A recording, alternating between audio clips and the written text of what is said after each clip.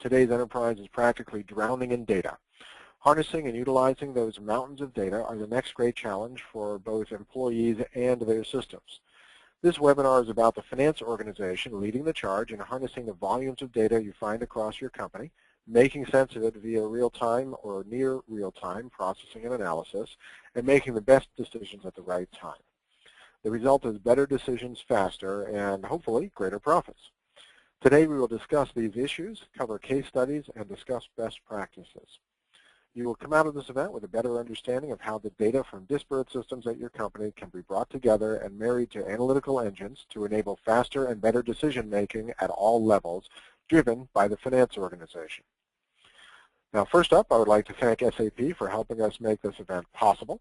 And like all events at Performative, their generous support has allowed us to make this event free for everyone attending. So a great thanks to SAP. A quick note on today's agenda. First, we will hear presentations from 2 speakers, and then we will move to a panel discussion where we will spend the remainder of our hour. We would like this to be an interactive experience for you, so if you'll take a moment and glance at your GoToWebinar control panel, there's a little section there called Questions, and if you have questions at any time, please go ahead and enter them there.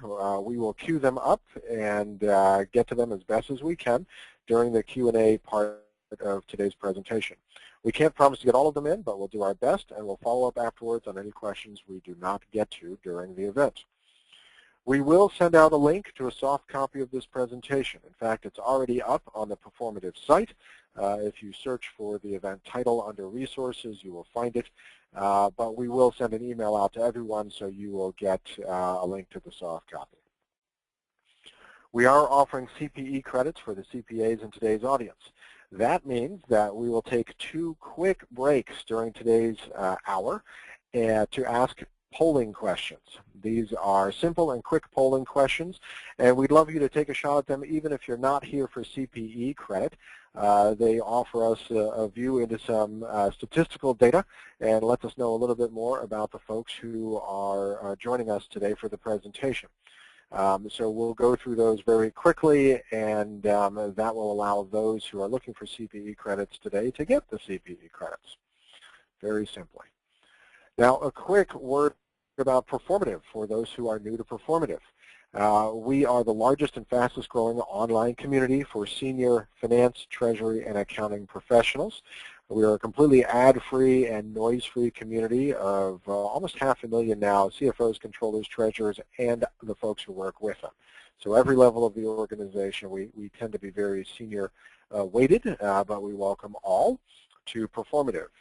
And I like to say that with the most boring place online, people just come here to learn, to get their work done. There's no, what did you eat for breakfast or what movie did you see last night? It's all about finance, accounting, and treasury questions and answers.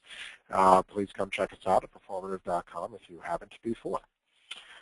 We have a number of objectives today, but at the end of the day, what we'd love to get across is the issues facing enterprises that have mountains of data flowing towards them, and how the finance organization can actually help harness all of that data for good, for making better decisions faster at their companies. And helping us do that today, we have 2 wonderful, very knowledgeable speakers on the subject, who I will introduce now. First, I'd like to introduce Karsten Hilker. Karsten currently serves in the role of Solution Manager at SAP for cost and performance management solutions within ERP and APM.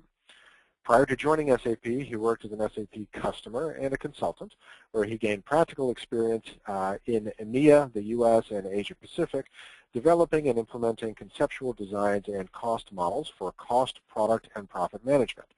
Karsten is an advocate and promoter of profitable growth, effective and efficient resource management, and optimization of processes and business activities throughout an organization.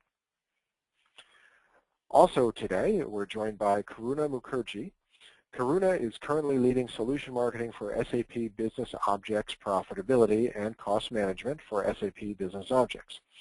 She has extensive experience in business intelligence and EPM.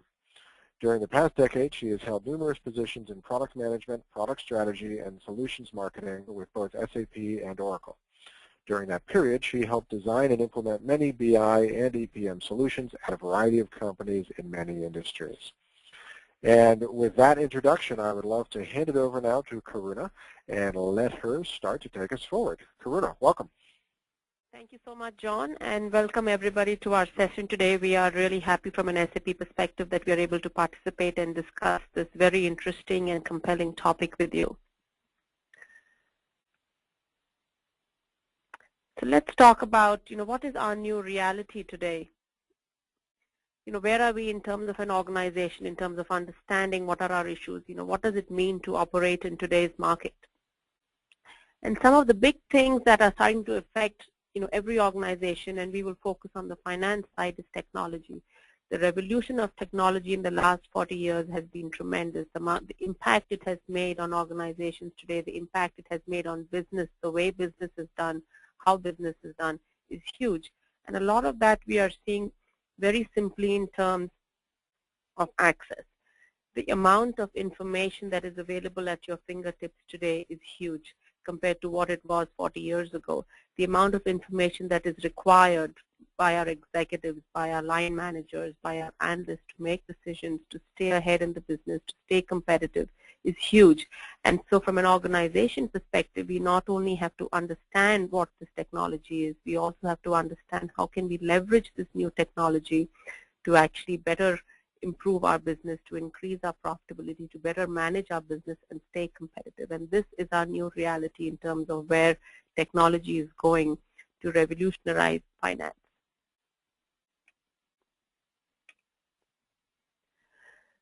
As we all know, our business environment is constantly changing. And some of the factors that we often hear about is volatility. There is huge volatility in the markets in terms of prices, in terms of stock, and these in turn obviously affect the performance of the company. They have a huge business impact in terms of whether the company stays profitable, whether the company stays competitive. Some other factors that, of course, have also been continuous and are increasing in the last, I would say, 2 decades, is this whole view around globalization. Companies today, as we all know, are functioning in a globalized situation, and not just from a selling perspective or from a buying perspective, but the larger ecosystem that we are dealing with involves so many different factors at a global level, whether they are currency pressures, whether in terms of buying commodities across countries, keeping up with the different regulations and accounting principles of different countries, keeping up with the local competition, especially if they are large companies. They are not always dealing with global competitors, but a lot of local competitors. So understanding that ecosystem, understanding the various costs and pressures associated with functioning in different markets. With all of this, of course, there has to be this increased focus on risk. If the rewards are going to be higher of functioning in this globalized environment, in this multi-channel, multi-product environment, the risks associated with it are also going to be higher. And as an organization, as a prudent organization, one must focus on the risks that are associated with running the business. One must understand what are the key risk indicators of doing a business in a particular country, or what are the key risk indicators for doing business in a particular ecosystem, whether it's like through the partner channels or through a particular customer segment or a particular product type. And of course, the margin pressure continues, right? We are in the business of staying profitable. We are in the business of making money. We are in the business of doing the right thing by our customers, for our stakeholders, and that means keeping our eye on the margins, keeping our eye on the profits, keeping our eye on the revenue. And these things just get more and more complex when we talk about the new regulations that are being put forward by different governments or different regulatory bodies for businesses today. What that means for us with this constantly changing business environment is we need to stay on track to run the business the way we are supposed to run the business. We need to keep in mind that there are a lot of new technologies, potentially disruptive technologies being thrown at businesses today, whether they are to manage the business, whether they are to run them better, but are not always easily implementable. They are not. You cannot take a new system and just put it in front of a set of users and say, this is how we're going to do business today. So a lot of factors in place that need to be kept in mind when you look at the larger business environment today. And the one big question that always comes up and that we hear a lot of times from our customers, from our partners, is organizations are finding it hard to understand what the impact of this is going to be to them, especially to the finance organization. When you're talking about price markets, you're talking about globalization, you're talking about margin pressures, about risks, about new regulations, and couple that with all the new technologies in play. What does this mean for my finance organization? How am I supposed to interpret all this and then transform it into requirements and use cases for me within the finance organization to run the business better? The other big question, and I'm sure we all have heard a lot about this, is big data. Just some statistics here that I wanted to share with you. We currently, globally, we have about 5 billion mobile phones in use, and that number is only increasing. We have estimated a year-over-year growth of about 20% in smartphone usage. We've identified that there are over 30 million network sensor nodes, and that is growing by 30% year-over-year. My objective in showing this is not to talk about the number of cell phones in use or the way the cell phone market is growing, but to kind of highlight the point that with every new device in the market, with every new device in the hands of a business executive, of an account executive, of a finance line manager, the expectation of information, the expectation of data is increasing. One has now taken for granted to have email on a smartphone. We are at a point today where our executives are expecting to see some key financial information, are expecting to see some key metrics available to them on a smartphone. They want the information at this moment in time with no latency. Now add to that the complexities around the different sorts of data, whether it is hours of YouTube data, whether it is video data, whether it is data coming in through social media.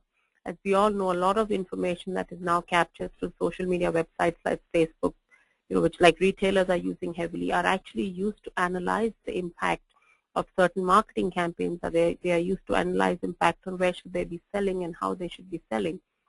And so it's extremely important that we have a good handle on what this data means for us to run our business.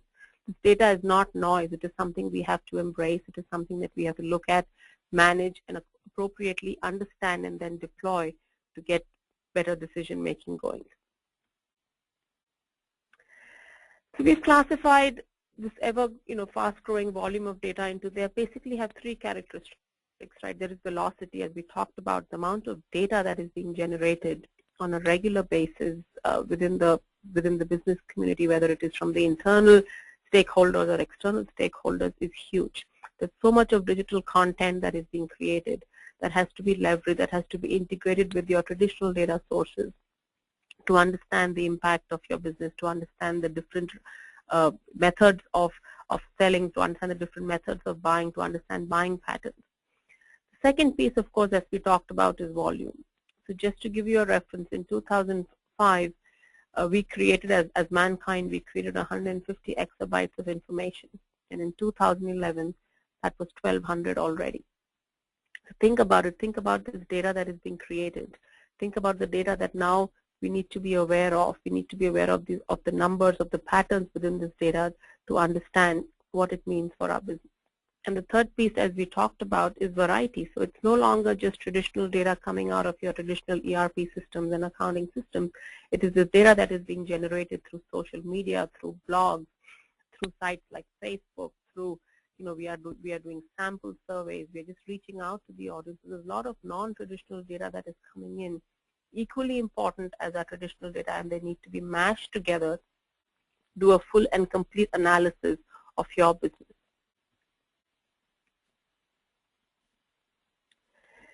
And of course, as we all understand, the technologies that are in play today, that a lot of companies have deployed, are not in a position to handle this kind of data, because it's no longer, as we said, this traditional finance and accounting data, but it is a mashup of your accounting data with maybe some customer information and customer segmentation information coming from social media, or it is accounting data now being mashed up with all the key risk indicators that you identified within your ecosystem. So you need technology, or you need systems in play that are able to mash up this data and then create a true platform for analysis and for decision making.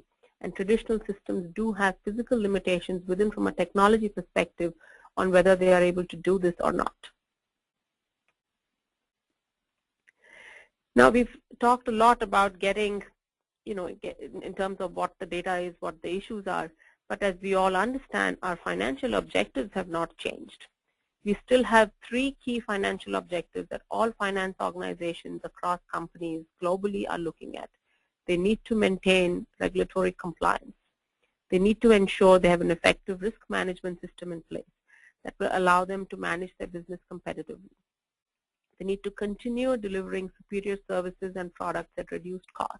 They need to deliver the products that are wanted by the market, that are required by their customers, of the highest quality. Innovation has to be part of this process, while of course maintaining their cost and keeping their margins. And the third piece is this ongoing objective of outperforming your financial objectives. You need to continue creating value for your stakeholders. Despite the complexity around our ecosystem, these 3 key financial objectives have been consistent. They have evolved over a period of time in terms of what the expectations are, but they have still remained the same.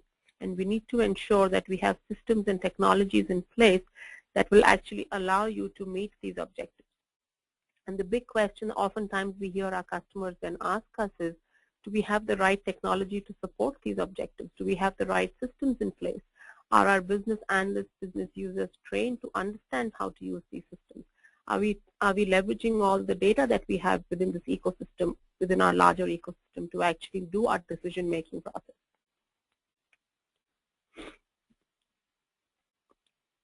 So we interviewed CFOs through various different channels, and some of the big things that we heard from them was they are still having to make financial decisions based on incomplete, inaccurate, and outdated information. And that is not certainly because of, this is not intentional. The systems that are in place today, the type of data that is being generated, it is becoming harder and harder to have these traditional systems keep up with these new changes. So oftentimes, you have to make a certain business decision in terms of whether it is a product launch or whether it is pricing a product or it's discounting a product, and you are basing your decisions on the limited information that you have.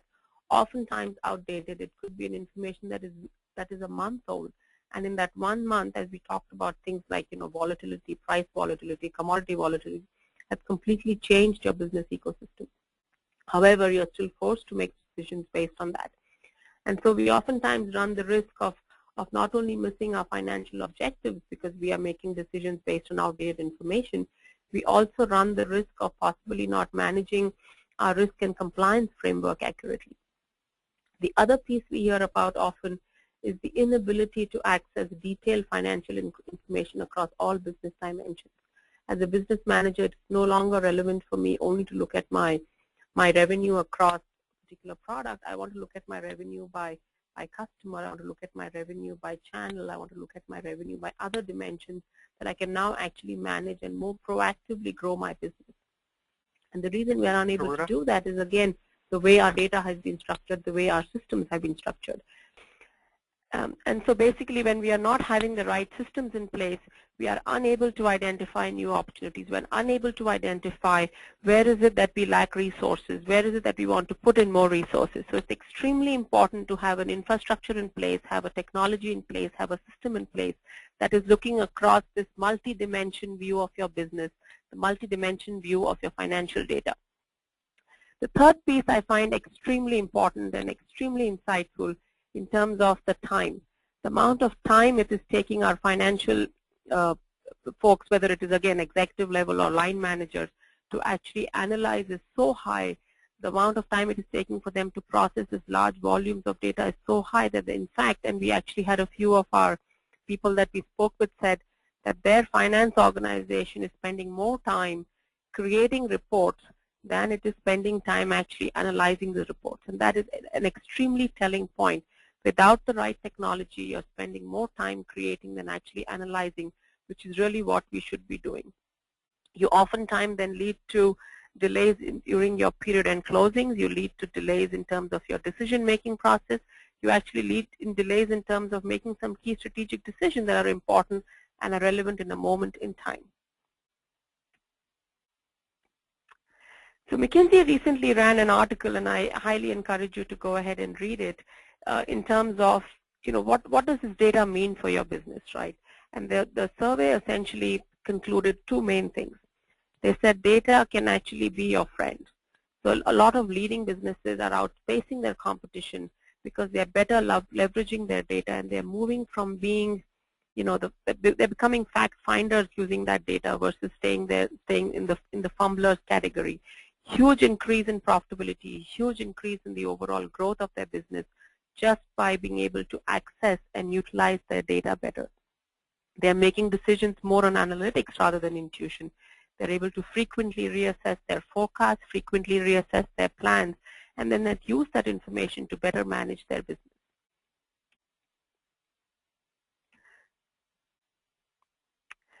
So what does finance need today? If I were to go to a finance executive and tell them what is it that you need to better run your business, to better run your finance organization, these are some of the key things that we are hearing, right? We want to be able to better leverage these large volumes of data that are sitting in our ERP system. We want to have better, faster, and flexible reporting. Don't give me a system that has pre-canned reports. I want the ability to create my own reports, to do my own analysis based on what is going on in the business. I want my business users to create their own analysis, to create their own reports without having to rely on a particular IT organization to create reports from them, at month end or quarter end. Transparency, extremely important. I want information that is accurate. I want information that I can trace the source to. For a finance perspective, if you can't provide transparency of your data source, one can be sure that that data will never be consumed, those reports will never be consumed. I want to have a tool that's easy to explore. We oftentimes say a finance person cannot leave the Excel front end, but that is very true. They want something that is easy to use. Give me a format that I can consume. Give me a format where I can actually explore my data, and then let me guide it's more like a guided analysis type of situation, that I know what I'm looking for. Give me the data, give me the tools to actually do that. And of course, the final piece, you want trusted and complete information in a single place. I understand this complexity of different data sources, of whether it's traditional data, it's data coming from social media, but try and mash up the data. Give that information to me in one single place that I can go to versus having to log on to different systems to do the analysis. It's extremely important that we all take a step back and look at what these requirements are from a finance organization perspective. Given where we are operating today, we need to have these tools, we need to have these systems that will allow us to do that. And with that, John, I want to turn it back to you to do a poll question that we identified. You bet. So thank you for that. That's a great recap of what the issues are, and once we get through this poll question, we'll get to some potential solutions. So I want to take this moment to remind folks that you can ask questions via the question area in your GoToWebinar control panel at any time.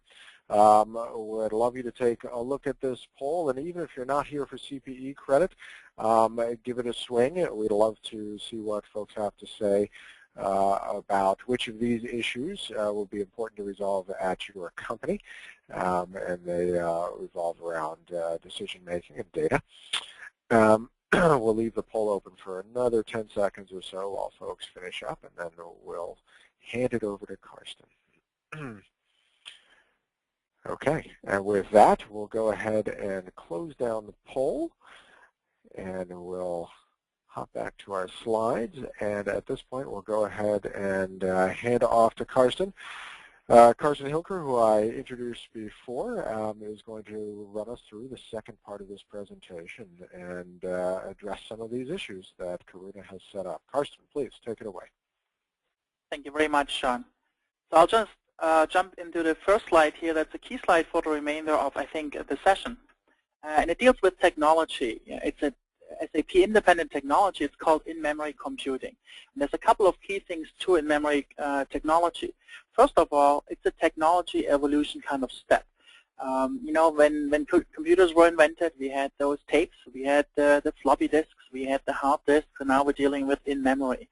So the difference is really what in-memory technology enables us. And basically, in-memory technology means that your database, where your data is stored, is no longer on a hard disk anymore. It sits directly in memory. It's kind of when you have your computer, you have a lot of memory in there.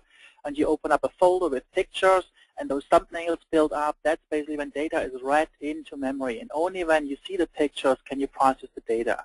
And that takes a lot of time in large environments, especially in finance environments, to read data, to process it, to write it back.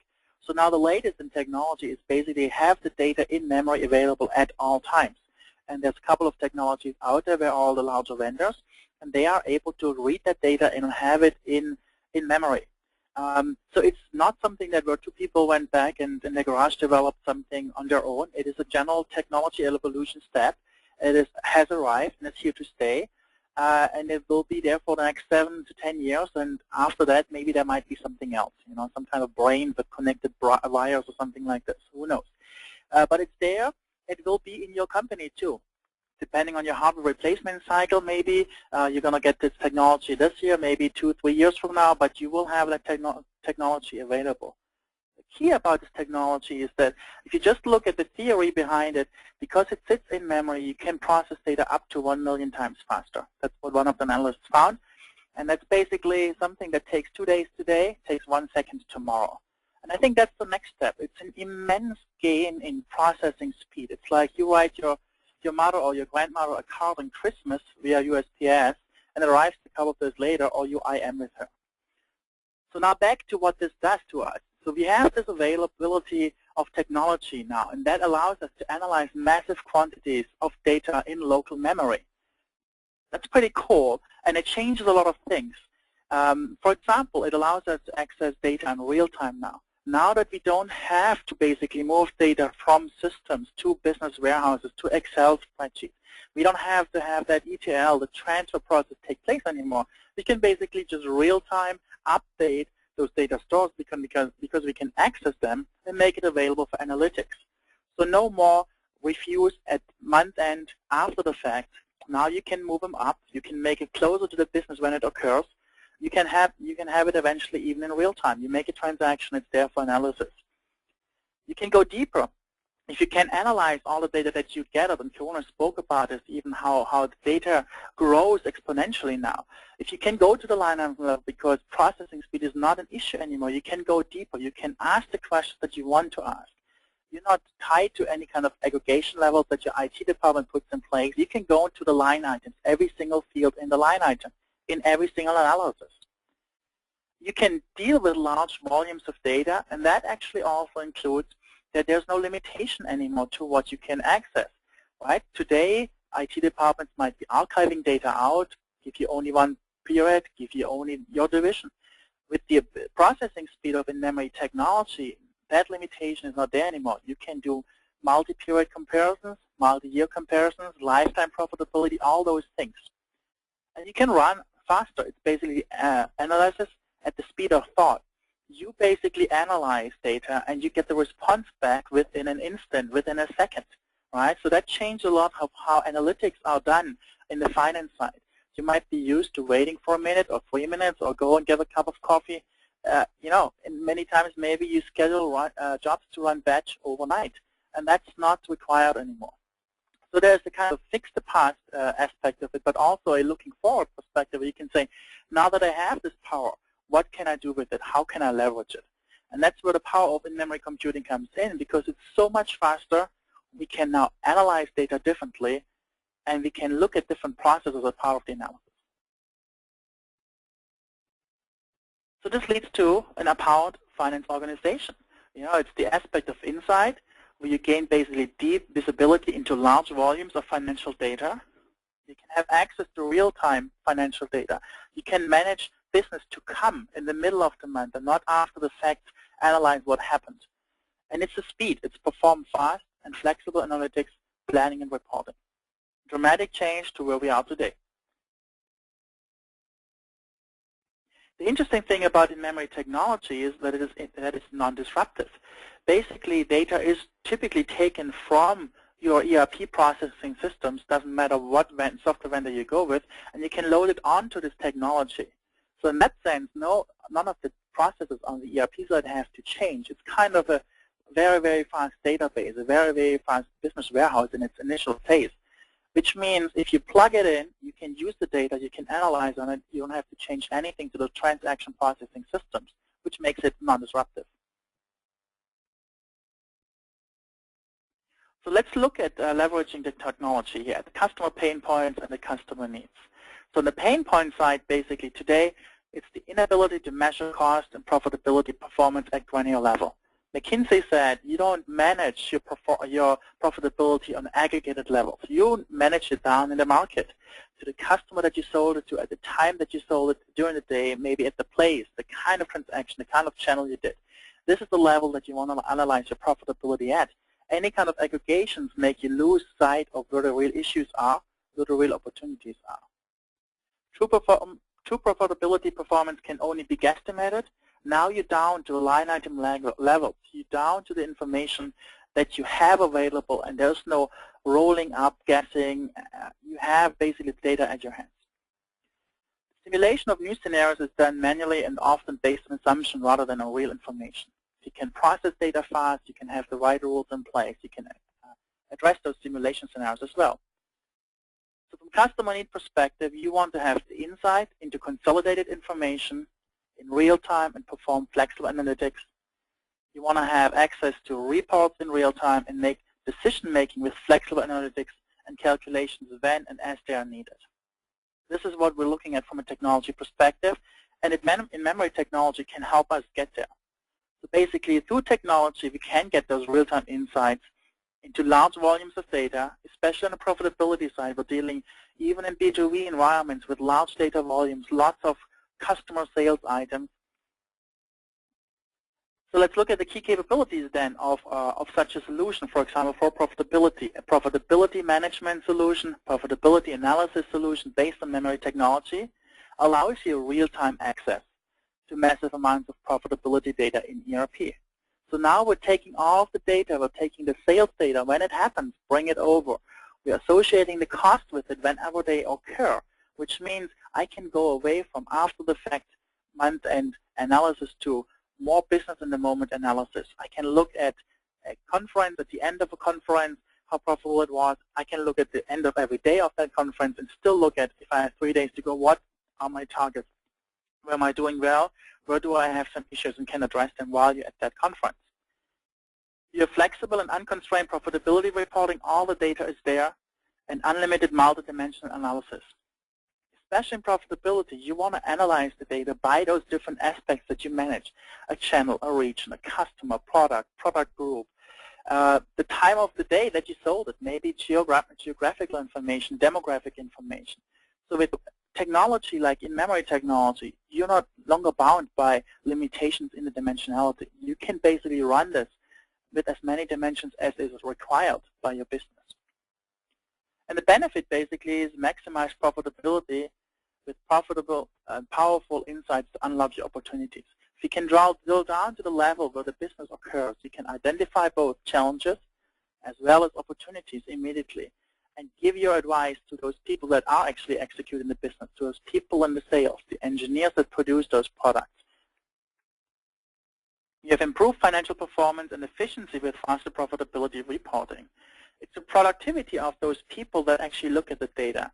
If you're an account manager and you look at Monday morning from 8 to 9 at all your key accounts, and based on the time it takes today to analyze the data, you can get 6 key accounts reviewed. Maybe it is going to be 12, 25, 30, 40, I don't know. But it's going to be more. Your productivity rises, you can process more data, you get deeper insight, and all of this in the same time, because we take the waiting on the system perspective out of the equation. And we have empowered business users with access to trusted data to enable profitable business decisions. If you have access to the line item data, then basically all you need is a tool that gives you access to it, and people can run the reports that they want. They can take the analysis path that they want. There's no longer an IT department that has to predefine which reports you run, in what sequence you have to run it. They no longer break it up into customer and location is here, and location and product is here, and product and region is there, and a different report. It's all together. You as a business user with this technology can determine what it is you want to look at down to the line item level.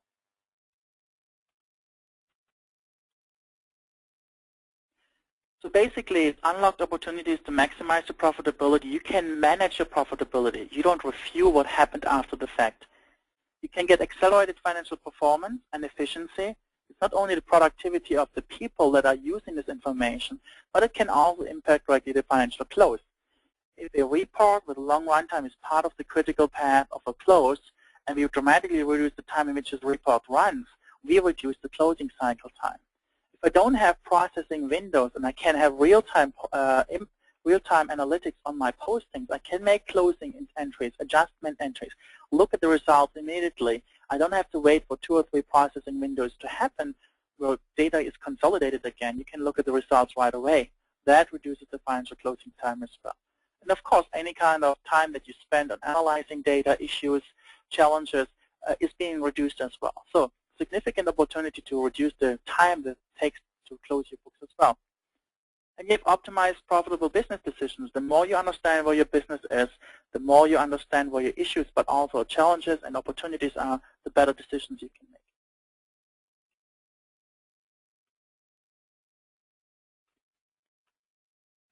Let's take a look at the value drivers of this technology. And these are just examples, are in the area of revenue. If you understand where you make money, where customers are buying your products and why are they buying your products, you can increase revenue. You have revenue growth across products, regions, divisions, all those dimensions that are important to you. You can improve your profitability. You look at the margins for those respective products, for those customers that you serve, and you can give advice to those people who are executing business transactions on where they should look for additional businesses, right? You want to shed the unprofitable business transactions that you're executing. You want to make sure that those ones that are really profitable, that you increase. And it's the effectiveness of those people dealing with the information, either in the analysis department or maybe even the salespeople themselves. All right.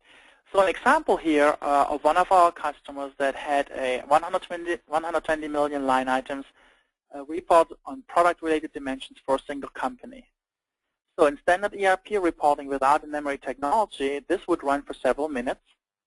It required a pre-calculated data aggregation level. So not only does it require that that data has been aggregated, but of course, if data was aggregated a while ago and transactions have happened since, that has to be processed as well.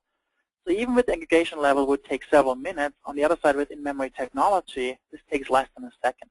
And again, less than a second is an instant. You enter, this is what I want to see, and you hit the button, you hit your key, and then within a second you get the result. So it's an instant response time. You're no longer left to wait for a report to appear on your screen. The data is there right away. Low limitations on drill downs and details as compared to obviously aggregated data obviously is limited in certain dimensions or in the number of records that you have in there. So substantial improvement here just based on the leverage of in-memory technology. A cool tool that you see here is a tool that lets you explore now all of these line items. You know, I said earlier, with in-memory technology, processing power, processing speed is so immense that you can go now down to the line items, right? All the line items are kept to the database, and look at this as a record for your database viewer. What's interesting is on the upper left side, you have all the dimensions of a profitability statement, your revenue, your cost of goods sold, your margins. You can pick which ones you want to see, and they're illustrated at the bottom left side here. You can choose a bar chart, a pie chart. You can have all different kinds of, BI intelligence tools and displays here determined by the business user. You just pick one of these charts here, or the way the data is actually displayed to you. If you look at the upper right side now for profitability, these are all the dimensions that are available in that database, right? You can have customer or derivations of customer, product derivations of it, regions, channels, all the way down to maybe the color of an item that you sold, the geography that you sold it in, down to the line item and the document itself. That means that a business user with a tool like this is empowered now to determine his own drill down path. You can, for example, double-click here on billing type, or double-click here on, in this case, it was the business area or the region or the sales employee or the material number. And you see the results immediately down here. Again, within a second, within an instant. You don't like that drill down, there's an X, you click it away. So with tools like these that let you explore the line items in your database, the people can drill down to the levels of information that they need. And in theory, you could just have one report for the entire company because all the data is accessible now immediately. Big difference to today, where we have more like standardized reports or pre-formatted reports available that give you, a specific perspective on the data, typically limited in the time dimension or the organizational dimensions. Or if you go to business warehouses, they have different data cubes available that says, in this data cube you can look at customer and region, this one has region, product, and so on. So tools like this give you access to all data ever posted in regards to profitability. Very powerful and a big change.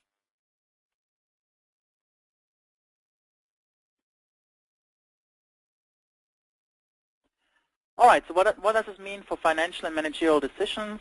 Make more confident decisions, unlock growth opportunities, and improve your financial performance.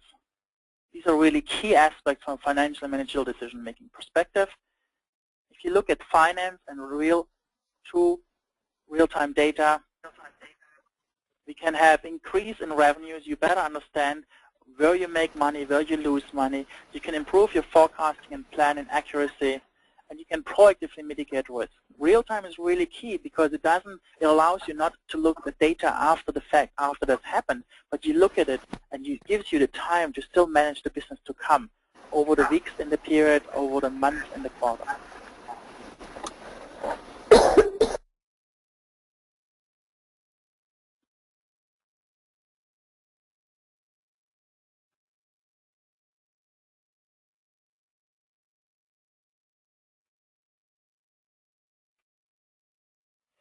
If you look at key financial processes, we can increase business user productivity. It's self-service. The response time is faster. You can optimize the cash flow with consolidated views of key information and significantly reduce the time that it takes to close the books. And with that, I'll hand it back to John. Wonderful. Thank you very much, Karsten. Okay, we're going to get into Q&A in just a moment, but right now what we'll do is launch the next poll, and we'll ask you once again to take a minute to go ahead and respond to this poll.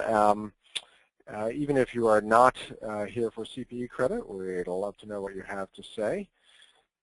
And what we'll do is we'll revisit the first poll and this poll when we get into the Q&A, and then we'll move to your questions. And speaking of which, if you have any questions, this would be a good time to put them in, as we'll be getting to all of your questions in just a moment.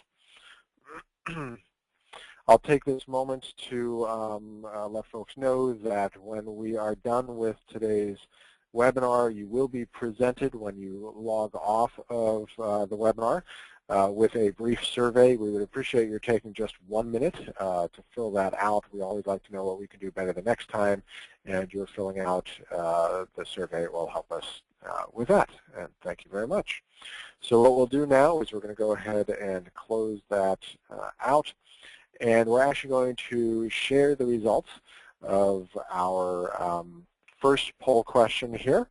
And I'd love to start with Karsten and ask, when you look at these results, and you can see we allowed people to provide more than one answer here, but when you look at the results here of this question as a finance organization, which of these issues would be most important to resolve at your company? What do you think about what we're seeing here? Does this match what you see amongst your customer base?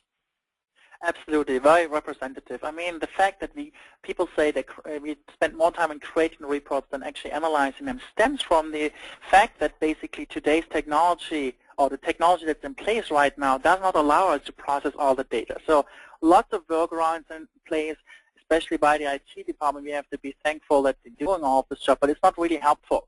It takes us a lot of time to get the data where we want it, and then the analysis often is short and abbreviated, because again, I can only go down into the levels that we have there. So very typical, because it's based on the technology constraint that we see in our companies.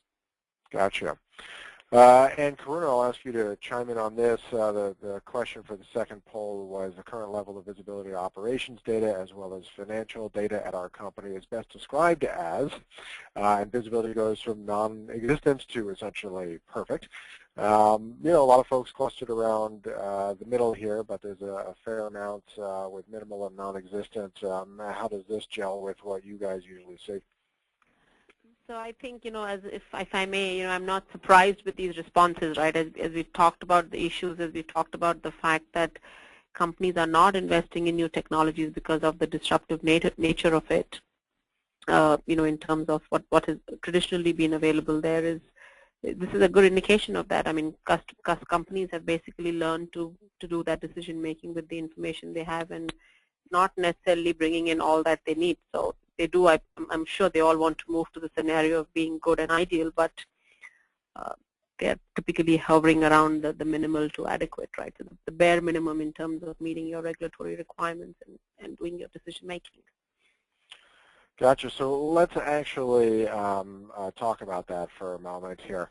Karsten, how do companies move to this better technology base? First off, actually there's a number of questions on this continuum here, but is finance driving the desire at a lot of companies, the impetus to move to new technology so they can get better, faster access to data and analysis? I think it's a 50-50 thing. You know, sometimes it is IT because obviously they look at this technology as general technology that helps them with all their IT needs, and the other half is really the finance guys that see a big opportunity in there. Let me give you an example, and that maybe comes back to the second poll as well that Karuna commented on. You might think that you today have all of the information that you need available already, and you might be satisfied, but there's always more. And one example might be data enrichment scenarios. Take the data that you already have and bring it, link it back, combine it with your sales data. So you know, for example, what color of a specific item sold more than others.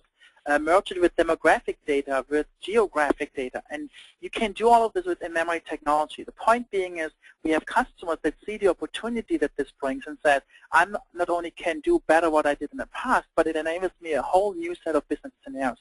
That typically is driven by finance because they have the imagination to look at, if I could do this, wow, this would be great. And then they drive this process. And Karuna, do finance leaders need to be technology experts, or do they just need to have really good IT support? I don't believe finance people need to be technology experts. I think finance people need to know what they want, right? They need to understand what their changing environment is. They need to understand what is the new type of analysis and reporting they need, and they need an excellent IT organization to deploy it. The one additional comment I would like to make is that, you know, anytime a new system is put in place, or whether it's like we talked about the in-memory technology, or we talked about a new reporting tool, the impact in terms of, you know, user adoption should be, or the user learning curve should be minimal for the finance organization. I mean, they should not care that, you know, what type of underlying database technology is sitting below my reporting system. All they should see and experience is, wow, I'm getting my data faster, my reports are better today. It's helping in my decision-making process. So they really need to focus on that piece. Okay, and then a follow-on to that, Karuna, so if your IT group were to implement new data infrastructure that utilized in-memory data and gave you 100,000 times faster access to data, do any of your reporting or analytical tools change? Do you have to, you know, upgrade the entire chain of technology, or just really the database technology? Just the underlying database technology, and I want to actually take a customer example who implemented some of our new technologies. From a front-end perspective, all the reports and analysis that were created by their finance users, the same set of reports and analysis continued to be in use. We just flipped out the underlying technology. As I said, when the users logged into those same systems, they were just faster and better. So we don't really have to replace the front end. We don't have to replace what work has already been done, because there's a lot of IP that is sitting in those reports and analysis that the finance organization has spent time on. So there should not be any need for them to recreate that.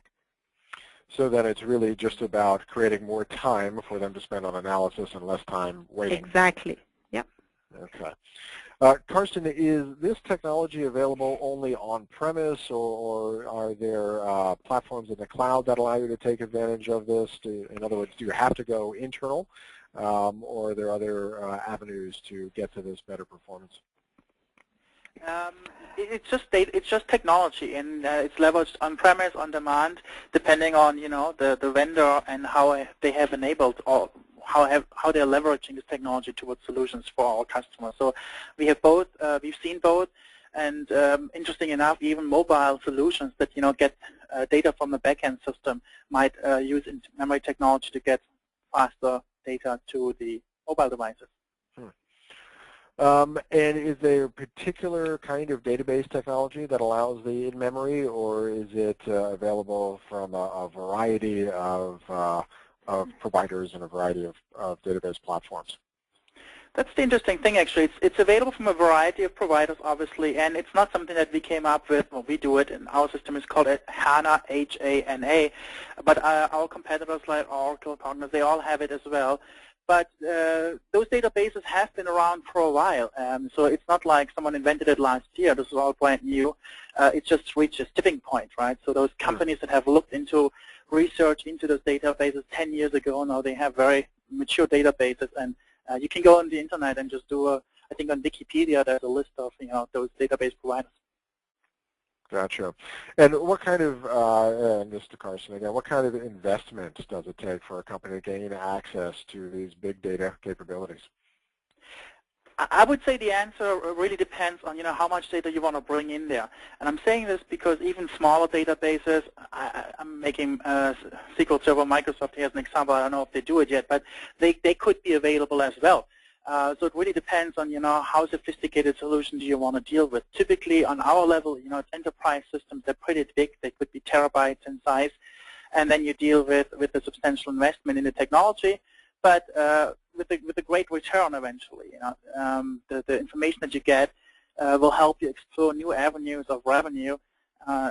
Be able to eventually do business in the moment. You could imagine real-time calculations of costs at storefronts and retail departments, for example. So there's total new business processes that are possible.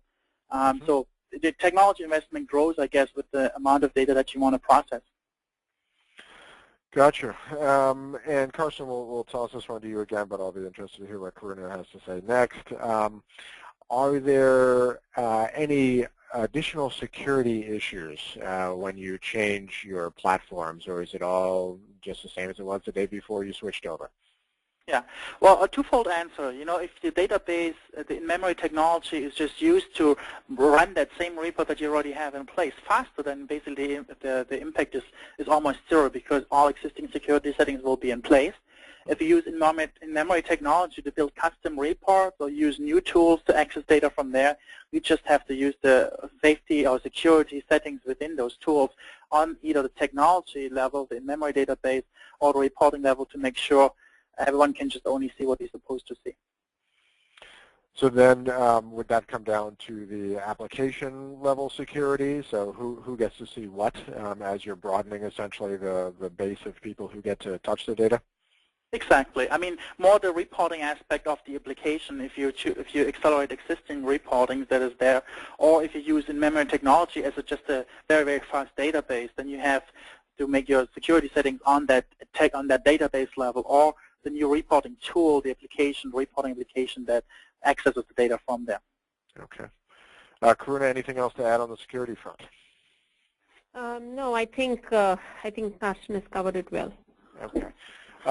So next one for you, Karuna. Are there sort of in-memory systems that can be utilized by smaller companies? How do companies that are beyond the Fortune X get access to this new technology so they can get the benefits as well? So I think one has to take the size of the company out of this equation. The technology, as we've talked about, has been around. From a price perspective, it's not like it's extremely expensive. It all depends on the number of the amount of it you want to deploy. And so even smaller companies we are starting to see are adopting this technology quite a bit. And let me give you a simple use case, right? And this is to bring in the whole mobile and in-memory play. That we have customers who are implementing the system just to come up with point-of-sale analytics, right? And when I say point-of-sale, I mean you could be at a retail store and a customer could be, in line to buy something. And as the person is ringing up the information, they get so much more information about the customer in terms of, what they have invested with the company in the past, what is their potential to buy in the future. So analysis, and then appropriately, offer them discounts. So they are very simple use cases that companies are looking to deploy, but are extremely powerful from a longer-term growth perspective, longer-term profitability perspective. So depending on the type of business you are, you may be a small company, but you may have a lot of data that is being generated for your business, and you want a way to analyze that quickly at that moment in time, right, at the speed of thought, which is when it should be a compelling reason for implementing technologies like these. Now, you bring up an interesting point, and actually we had a webinar just last week on driving growth from the office of the CFO. And some people on the line might be saying, wow, point-of-sale discounts and customer analytics, et cetera, down to the purchaser and product level isn't something we do a lot of in our finance organization. And yet we've seen for our part a lot of CFOs trying to drive that kind of analysis. Are you seeing that as well, and are these tools helping finance organizations cast their net wider in terms of what they can I think so. No, we are starting to see a lot more use cases like this, right? So the other one that we are hearing, and this is again in pure finance, is account executives are going to be having these mobile apps that give them information about the credit history of a customer, right? That information for the AE to have it at that point in time is so relevant, whether it is in terms of determining what is the payment terms going to be. Are we going to offer them net 30? Are we going to offer them net 90, right? Very simple questions. But as you and I both know, these simple decisions go a long way for the finance organization. So we are starting to see, the use cases are simple but extremely powerful, and we are starting to see a lot more organizations deploying it for these kind of use cases. But again, the bottom line requirement is, the data has to be secure, and the data has to be current, right? Those two basic requirements have to be met. Otherwise, it does not make sense to deploy something like this. Great. We'll tell you what, I think we'll call that our last question, because I see we're at 2 minutes before the top of the hour, and we've got a couple pieces of last business here that we'd like to do. And the first is thank you so much to Karuna and Karsten for your time and insight. That was a great lesson to anyone in finance, accounting, treasury areas around what they can be doing to leverage new technology to make their jobs, their departments, and their companies more effective. So thanks to both of you for your time today. Greatly appreciate it. Thank you, John, for hosting the session for us. This was a pleasure presenting to this audience. You betcha. Second up, we'd like to thank SAP.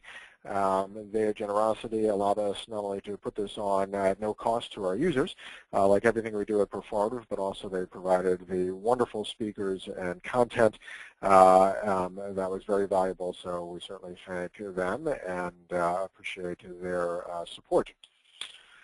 If you have any questions about CPE credits today, please contact Tanya Walsh. You will see her email at the bottom of this slide.